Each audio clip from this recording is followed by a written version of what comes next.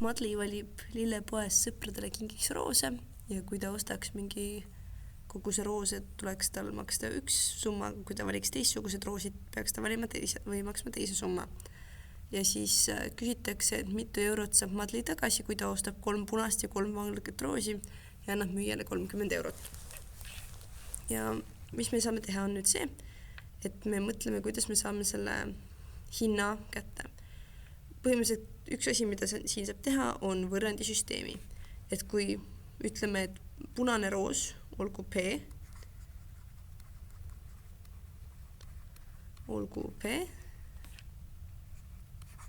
ja valge V. Siis, et kui me ostame näiteks 3 punast roosi ja 3 valget roosi, tuleb maksta kokku 33 eurot ja 90 senti.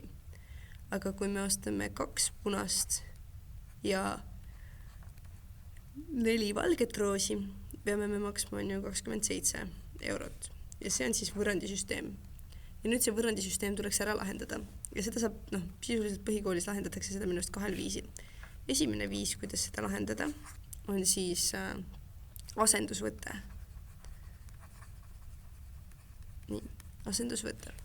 Kõigepealt, mis me teeme, on see, et me proovime saada kätte ühe P või ühe V ja siis asendada selle väärtuse teise võrrandisse.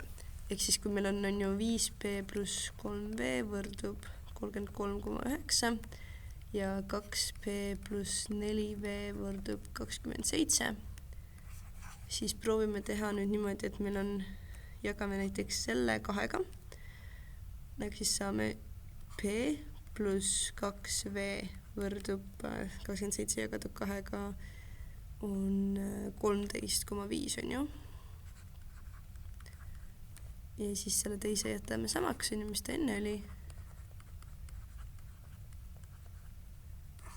Ja siis viime selle V teisele poole, ehk siis P võrdub 13,5, siis miinus 2V. Ja siin on 5P pluss 3V võrdub 33,9. Ehk siis, mis ma tahtsin teha, on see, et ma saaksin ühe mingi muutuja, sellisel juhul siin on ju selle P, üksinda ühele poole, niimoodi, et ta eeskordaja oleks samuti 1. See oli see põhjus, miks ma selle 2-ga jagasin.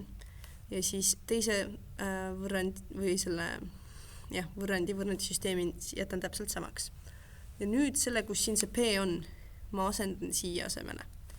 Ehk siis, mis ma teen? Meil on 5 korda ja nüüd tuleb see P on ju, sest siin on see P, ehk vale värv, siin on see P.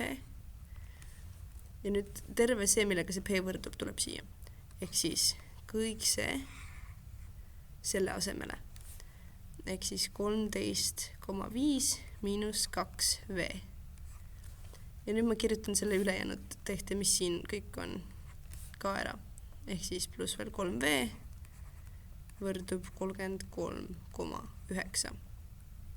Ja nüüd ma lihtsalt arvutan selle ära ja saan siit selle V väärtuse kätte. Ehk siis kõigepealt 5 korda 2V, see on miinus 10V. 5 korda 13,5, see on 67,5. Nüüd meil on siis see pluss 3V võrdub 33,9. Nii, siis siia poole tuleb miinus 7V ja teisele poole tuleb 33,9 miinus 67,5 ehk siis miinus 7V lõpuks võrdub miinus 33,6. Ja nüüd selle jagame miinus 7-ga, et me saaksime V kätte. Ja me saame, et V väärtus on 4,8. Ja nüüd me saame arvutada ka P väärtuse. Et kui meil P enne oli siin see 13,5 miinus 2V, siis P on siis 13,5 miinus 2 korda siis see arv siin, sest see oli V 4,8 ja see tuleb kokku 3,9 on ju. Lihtsalt arvutasin. Nii, ehk siis me teame, et nüüd nii-öelda see punase roosi hind on 3,9 ja valge roosi hind on 4,8 eurot. Ja me teame, et Madli ostis 3 punast ja 3 valget roosi. Ehk siis, nii, Madli ostis 3 punast ja 3 valget. Ja selle eest maksis 30 eurot.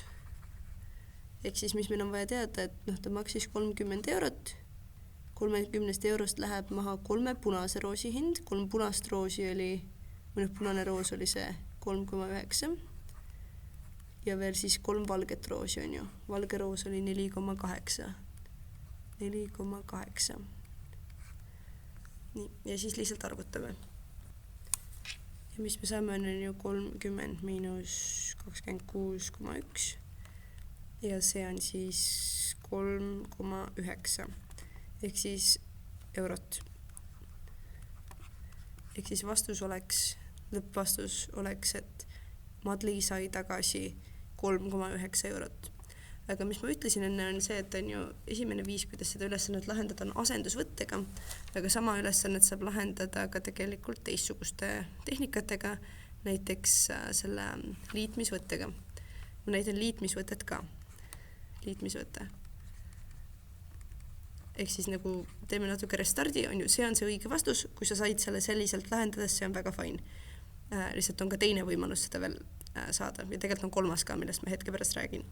Nii, kui meil asendusvõttes me leidsime siis nagu selle ühe ja asendasime ta mujale, siis liitmisvõttes me võtame oma need tehted või need võrrandid on ju 33,9 ja see teine oli meil 2p võrdub 4v võrdub 27. Ja nüüd, mis me tahame teha, on see, et me proovime saada ühe muutujatest mõlemas võrrandis täpselt samasuguseks. Näiteks proovime selle 2p saada samaks, mis on 5p. Ehk siis näiteks me korrutame seda 2,5-ga.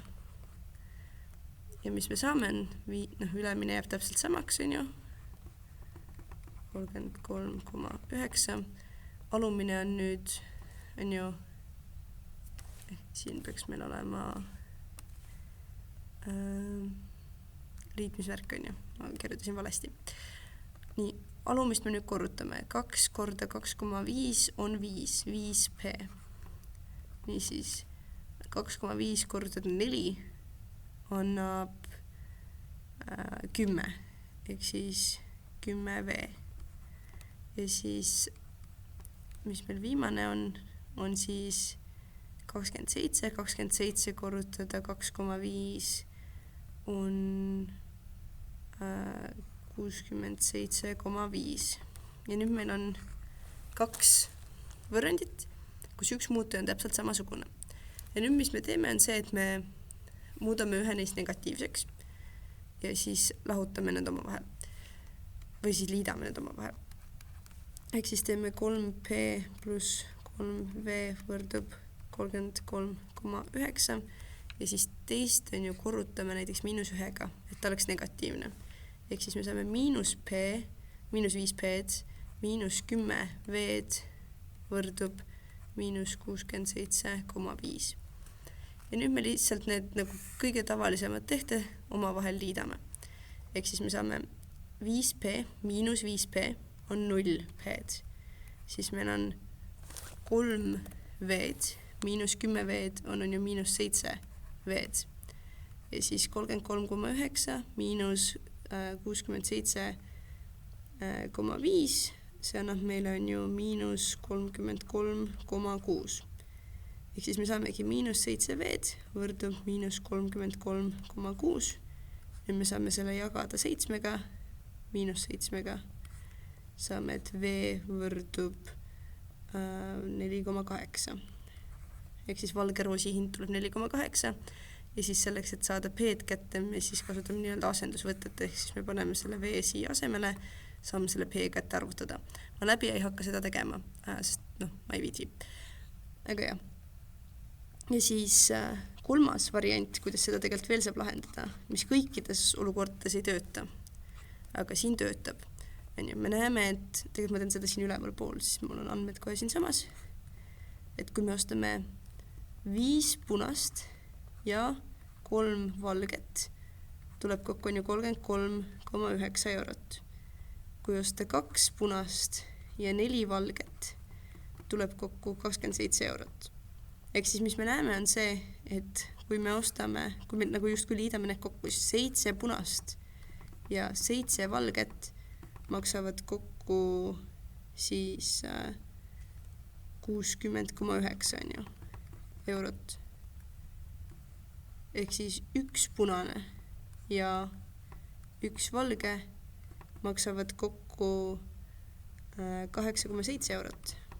Ja siis kuna meil küsitakse, et Madli ostis 3 punast ja 3 valget roosi ja andis müüjale 30 eurot, siis me saame selle kaudu, et teades, et 1 punane ja 1 valge kokku on 8,7, me saame arvutada, et kui ta ostis 3 punast ja 3 valget, siis see on sama, mis 3 korda 8,7 eurot.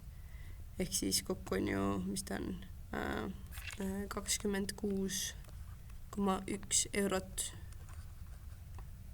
Ehk siis mis tähendab, on see, et kui ta andis 30 eurot ja kulutas 26,1 eurot ära, siis talle jääb 3,9 eurot kätte.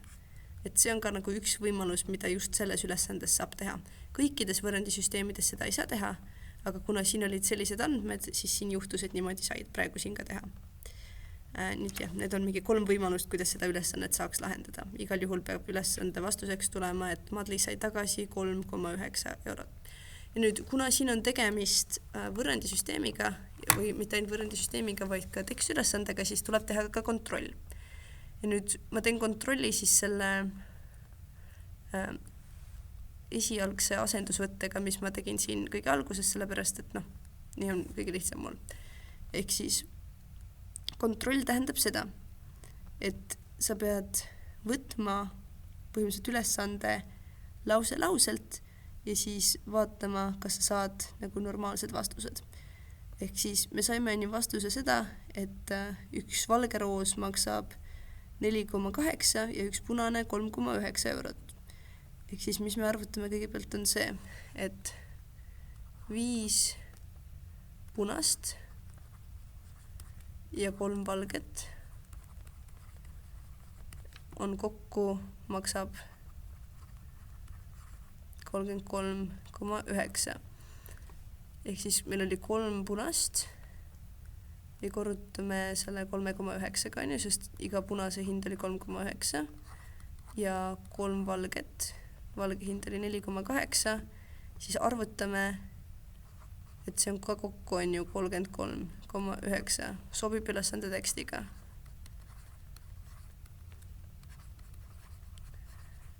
Nii, siis kui ostab 2 punast ja mis ta oli 4 valget, maksab on ju 27 eurot kokku. Ja siis meie andmed olid see, et 2 punast 3,9 korda 2 ja siis 4 valget ehk siis 4,8. Nüüd arvutame, see maksab ka kokku 27 eurot on ju, ehk siis sobib ülesande tekstiga. Ehk siis kontroll on teostatud. Siia üles peaks kirjutama kontroll. Kontrolli mõte on see, et sa võtad need andmed, mis sa arvutasid vahepeal välja ja vaatad uuesti, sa ei võta seda vana nagu võrrandit, mis sa enne koostasid, vaid sa lihtsalt mõtled täiesti uuesti, kas see sobib ülesande tekstiga. Ja siin on sageli see, et kui sa kasutaksid kontrolliks justkui seda nagu juba tehtud võrrandit, siis kui sa siin tegid vea, siis sul on terves ülesandes viga. Aga kontrollis, kuna sa teed seda teksti põhjal, siis sa leiad selle vea üles, siis sul on võimalik päästa oma neid punkte ja eksamis parem tulemus saada. Et jah, see on see, kuidas ma seda ülesannet lahendaksin.